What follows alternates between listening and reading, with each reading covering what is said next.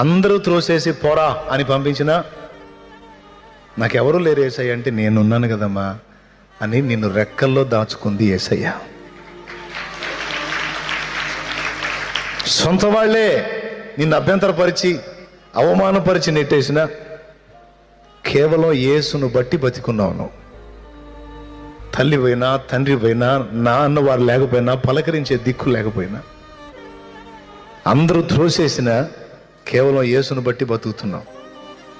నీకు తెలుసు ఆయన నీకు ఎంత ఆదరణగా ఉన్నాడో, ఎంత కాపుదలగా ఉన్నాడో, ఆయన నీకెంత సహాయకుడై ఉన్నాడో, నువ్వు పిలిస్తే ఎన్నిసార్లు పలికాడో.